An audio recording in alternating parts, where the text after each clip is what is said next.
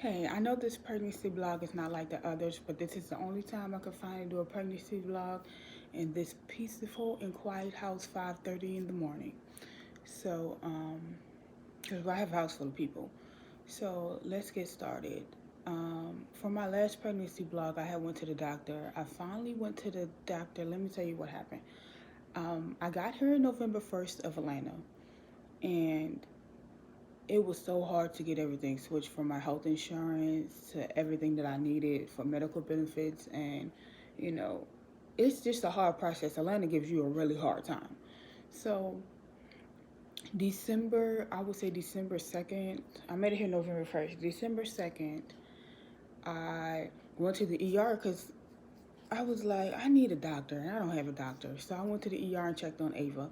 Ava was doing good. Like, she went from being a little baby that I saw in the ultrasound to being like this big. Like, I'm over exaggerating, probably like this big, because now she's like this big. She's a pound and 3 ounces. So she told me, no, your baby is fine. And then I finally met a primary doctor that referred me to an OBGYN clinic. I go to Greystone, and they have 15 midwives and 15 OBGYNs. So I have a midwife from Greystone, but my doctor, I think he's with Greystone. He's a nice gentleman. He's really nice. And some things have changed. My old doctor in Texas required for me to do a C-section. This doctor out here doesn't want me to do that. He wants me to push. So we're going to see how that goes. I'm supposed to be pushing little Ava out.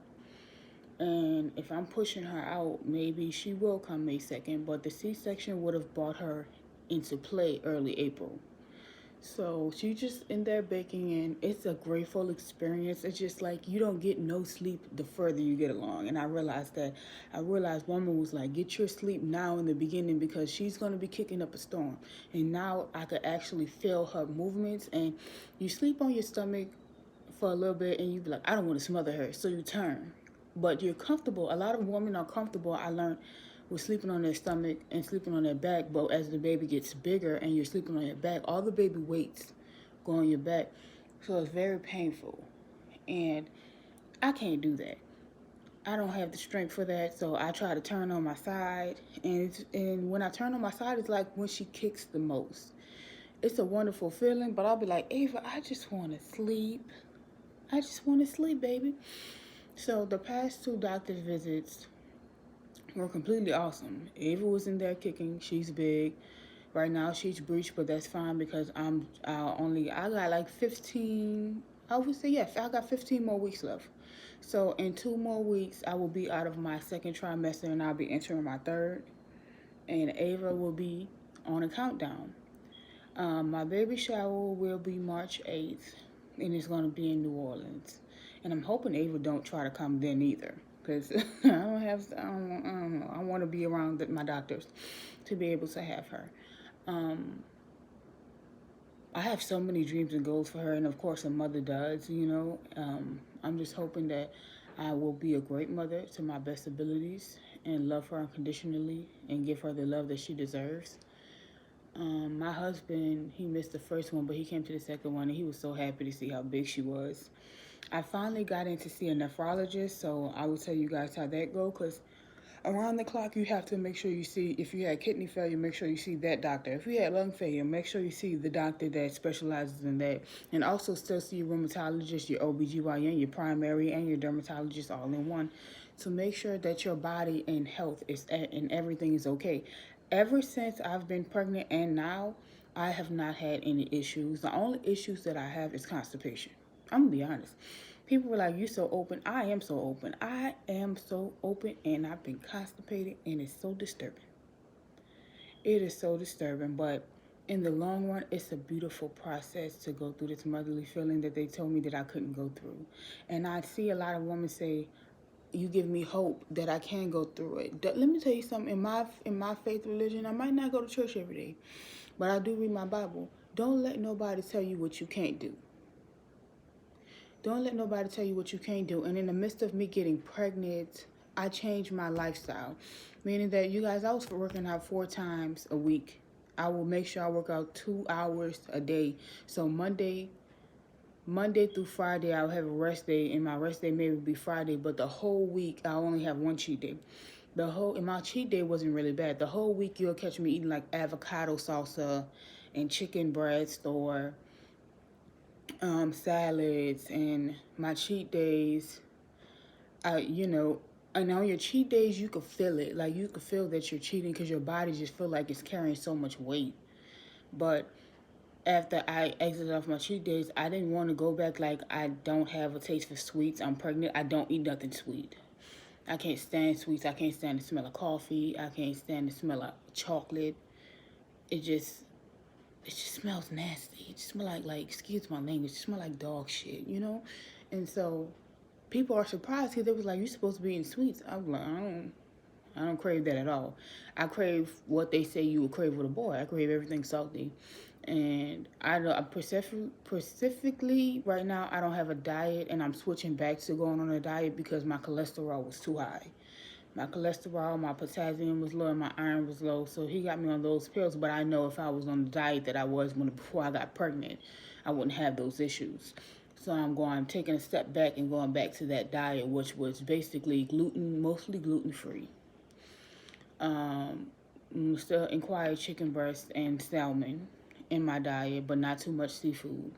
Because I had a bad with snow crabs when I moved to Atlanta. I'm sorry, yeah, they got some good snow crabs out here, and they got good barbecue. Okay, that's my issue. But overall, I'm not a fast food person.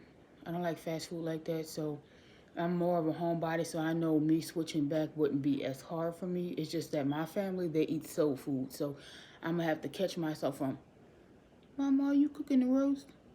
Oh, you cooking some white beans, some red beans. Oh, girl, you made some collard greens.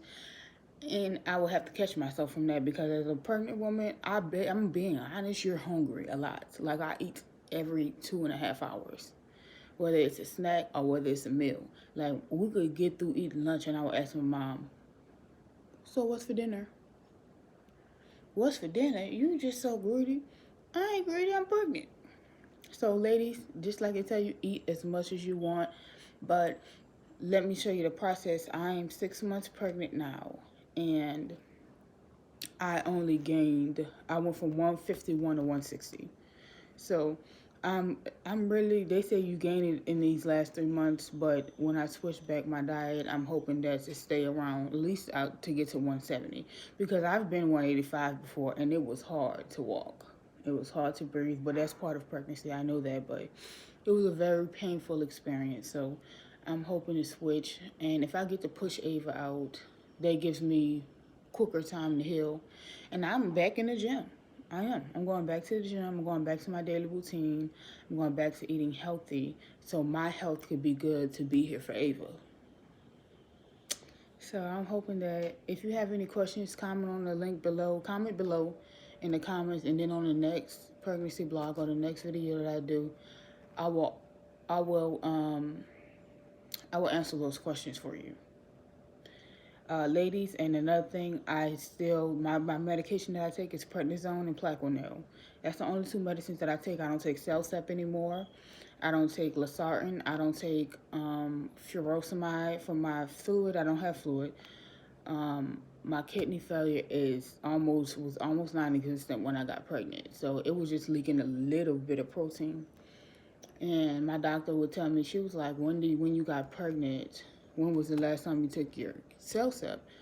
I said, oh, it's been like a month or two. Like, I literally stopped taking it because I didn't feel bad. When you change your diet, it's kind of true how you could sometimes heal yourself with medicine, because I did reach those limits to where I couldn't heal myself. Like, if I go out of town, my immune system would completely drop. Like, I went from Texas to New York and I got sick really bad after I did the interview. And on my way back, when I made it back and touchdown to Texas, I had to go into the ER and I was in the hospital for a week. So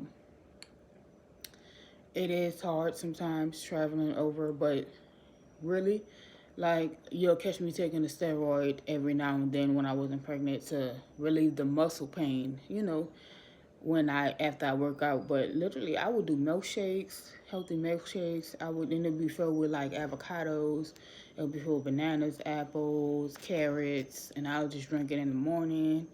I would do oatmeal in the morning. I would do like a avocado salsa with egg over rice in the morning, and it'll be brown rice. I'll do quinoa with chicken breast, or something simple like that. Don't And I was eating light meals that was easy to process through your body. I wasn't a beef person at all.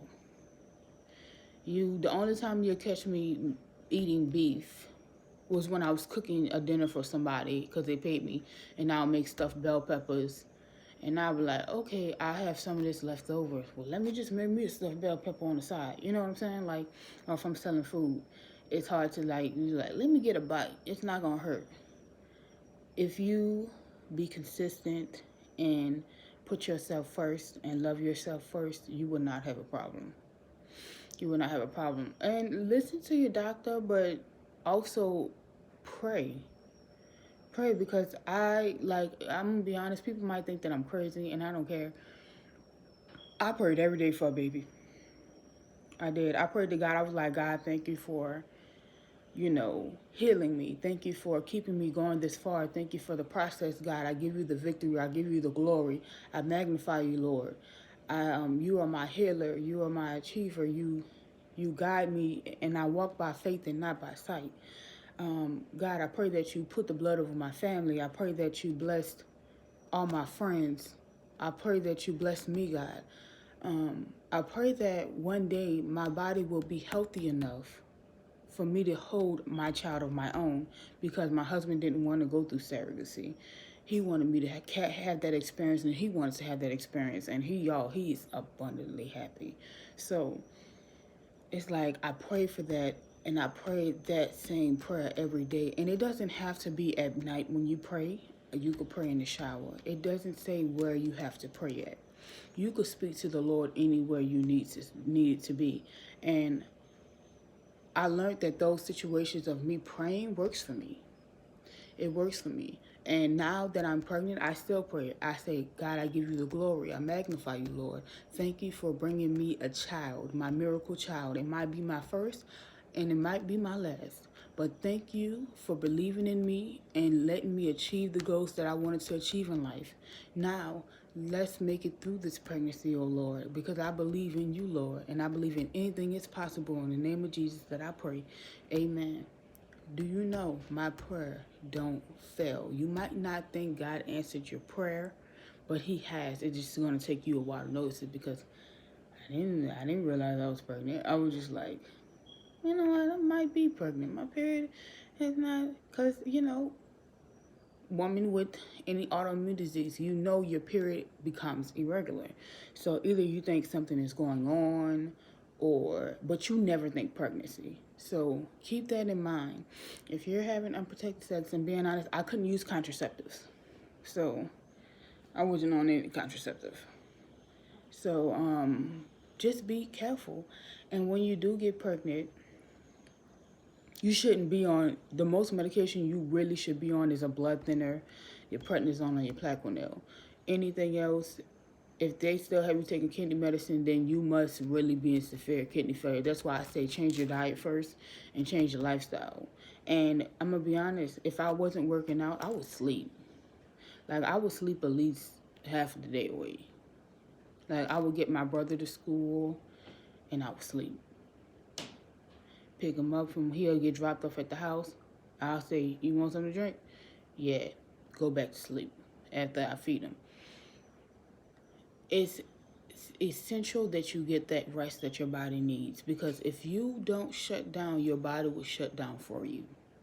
So ladies, if you have any questions, just let me know, and I'll answer those questions at the bottom. And I hope you guys like this video. Ava is doing well, good. She's growing, and she heard my bake. She be kicking me.